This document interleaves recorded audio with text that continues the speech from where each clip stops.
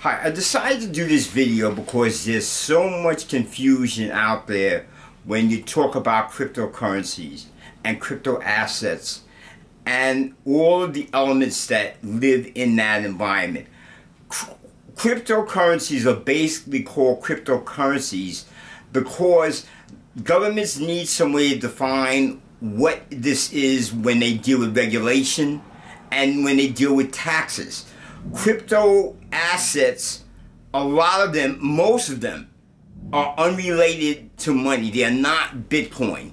The reason why I'm doing this video is because I want you to know that if you listen to this entire video, I promise you, you will understand the benefits that crypto assets will bring us in the future.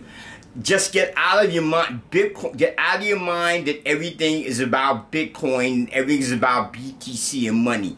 There's much greater opportunity here. But the things you have to remember is trust, security, and addressability. Okay, let me get going. If you do like the video, give me a thumbs up.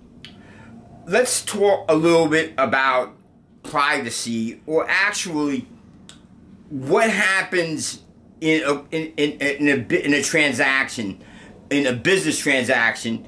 Typically, most parties don't know each other, so that's trust. You've never done business with the person before, so there has to be an element of trust instilled in the transaction.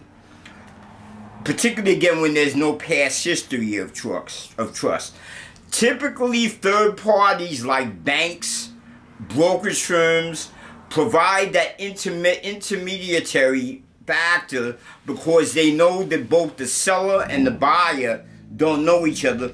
So in banking, in brokerage, there's always someone sitting in the middle to invoke trust. We're going to talk a little bit about the elements that make up what I feel is going to, crypto assets, cryptocurrencies are going to bring us in the future. One of them is called blockchain. Don't get too nervous. I'm not going to get technical on you. Blockchain is a way that you can store a permanent record amongst multiple computers in multiple locations. The benefit in that is, one that's quite obvious, is that if one computer fails, there are other computers with the same data on it. So there's a fault tolerance built into it. Another thing blockchain does, as I said, it builds a permanent record. That record cannot be changed. You can append the record, but you can't change the record. So once something is there, it's there forever. So you don't have to worry about someone saying that that transaction didn't happen.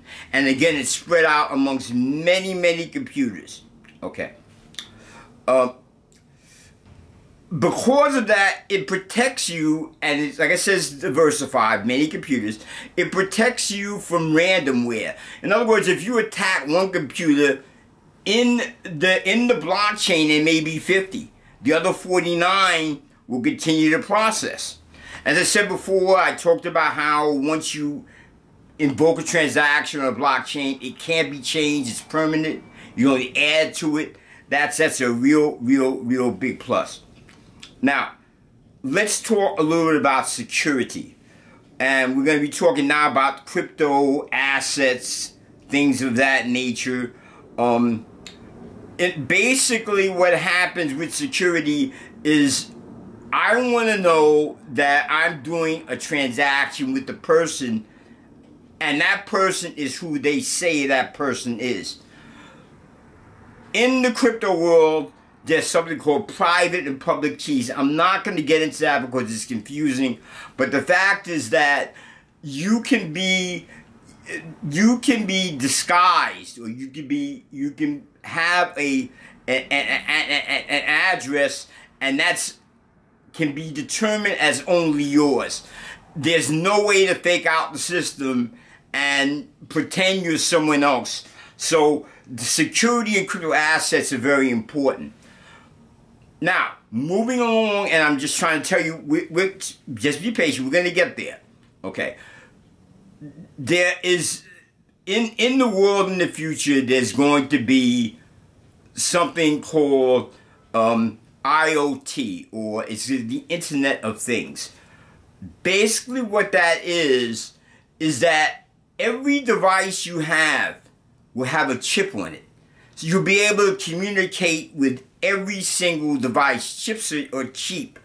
What that brings us is it brings us the ability to speak to these chips, maneuver these chips, and have them benefit us. The fact that there are going to be so many chips is going to be really fast. We're gonna be able to get some examples which I'm going to mention in a few minutes as far as technology. But where we've gone now, let me try to explain you some benefits really quickly. Doing all this is like having Uber without Uber. The only reason why you need to call Uber is because you don't know who the driver is. You have no background with the driver. The driver doesn't know who you are. And you need the element of trust. What Uber does is sits in the middle and, as a third party, verifies that you are legitimate and the driver you get into that car is legitimate. If you take the elements that I talked about before with the blockchain, with the crypto assets so it knows it's you, and with the addressability, you don't need Uber. The network itself will take care of trust to make sure that that person is who it is. It's the same thing with Airbnb. You're renting a house for someone, you don't know the person, you have no background, he doesn't know you, you don't know if it's a scam. Using crypto assets, blockchain, and other elements, there is no need for an intermediary like Airbnb to verify trust, because that happens in the technology. It's the same thing with banking. The only reason why banks exist is because when you buy an item from someone else, that person doesn't know if you're going to pay them. That you don't even know if you're going to get the right item. And then if you don't, that's why the bank is here. It's a third-party intermediary. All these things will disappear once this technology comes and comes into place. Supply chains for a moment. If you look at supply chains, there's a lot of elements that go on there as far as finance, tracking, returns, customs, taxes, currency exchanges. All that will be done with this technology. In other words, think about this. If you've ever bought a home, it's always the last minute when someone calls you up and says, we need a certain document. With this technology, all that can happen in minutes. You will have your closing in no time. Also, within supply chains, there's something called service level agreements, whereas you will make a customer or a provider of yours will commit to get you a product or a service on time, and if he doesn't, there are penalties involved. Basically, this is done because in supply chains now, we've gone to something called just-in-time, where people don't stock items anymore. They come just in time to be put into the final product that comes out. Think about healthcare. With this technology, God forbid if something happens to you and you have your crypto wallet, in the crypto wallet, it's going to have all your medical information, it's going to have all your prescriptions, it's going to have your medical history, it's going to have and give legal permissions based upon what you want without having to go and the hospital or the emergency room having to find all this stuff out. It's going to be right there. Also, what this technology is going to bring us is that diversified finance, decentralized finance, I'm sorry. There are 2 billion people in this world that are not banked. They don't have any banking. When you talk about India and you talk about Africa, the issue there is that they don't have banking. So what has to be done is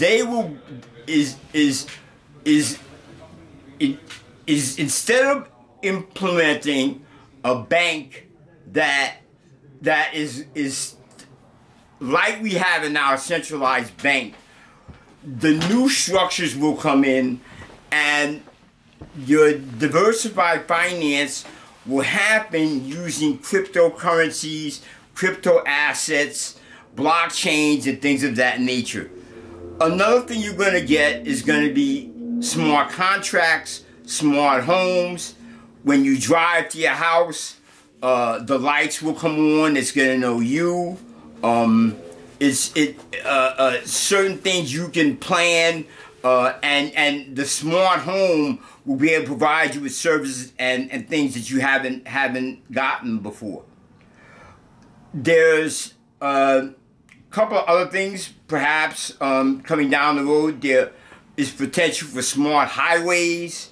Imagine you're driving down the road and emergency vehicles are able to get the better paths to get to the hospital. Or imagine if you wake up one day and you need to go to the airport and you find out you're late, and you can pick up your phone, you can bid for a path to get to the airport faster, and the crypto assets will provide you with that path, working with other vehicles on the network, on the highway. So there's a lot of things coming with crypto assets, but the thing is, privacy is something we're going to have to deal with.